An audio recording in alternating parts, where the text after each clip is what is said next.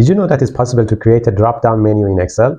Hello and welcome to Ben Academy. In this video, I'll show you how to create a drop-down list in Excel without any additional plugin or any additional software or Visual Basic coding. It's predefined in Excel in an option named data validation. You can do it simply. Let's get started. I'll show you how to do this.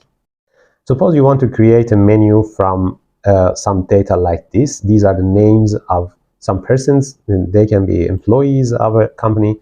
And if you want to create a menu, suppose in this cell, you should select the cell first. Then after going to Data tab and then Data Tools area, in this area you can find Data Validation option. After selecting this, a window will be open for you. In the first tab, Settings, you should select List from this menu and make sure that these options are selected. Because the first item shows that if there is a blank cell among your data you will select, it should be ignored. And the other item says that it will create an in-cell drop-down menu. It's the same thing we want to create now. After selecting the source and going to data sheets and selecting the names, by pressing the OK button, it's going to be created, and you can see that the menu is now prepared by Excel automatically. And you can select names in the menu. In this way, if someone wants to input another item like this, Excel will say an error, and you should select exactly among the data you have specified here. So you can organize your input data in this way.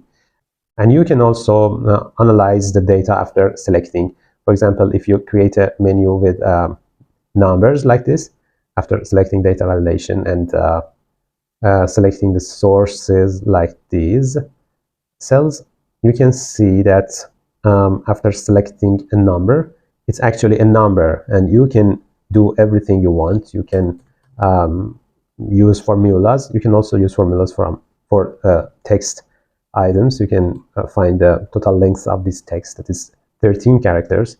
You can do everything. So there's no difference between a cell that you have entered the value by your own, by typing, or you select it from a menu.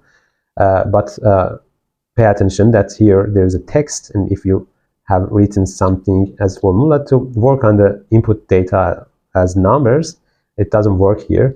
So make sure what kind of data you are using in a menu, and you can organize your input data in this way, in a professional way. You can also use the input values instead of writing in a separate part of worksheet. You can write directly in data validation option in the same window. Instead of selecting, you can write, for example, 1, 3, 8, 15, 20, 56, 125, and 0, for example. And in this way, you can see that the numbers are selectable easily.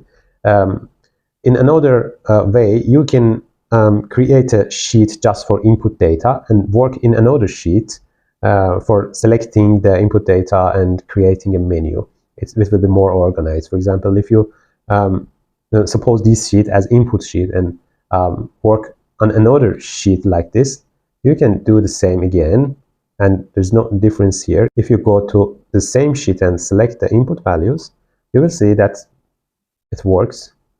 So it's more clean worksheet here, and you can do everything you want. Okay, thanks for watching this video.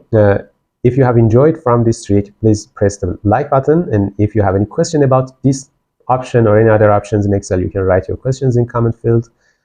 And if you generally like our videos, you can subscribe our channel to support us. See you.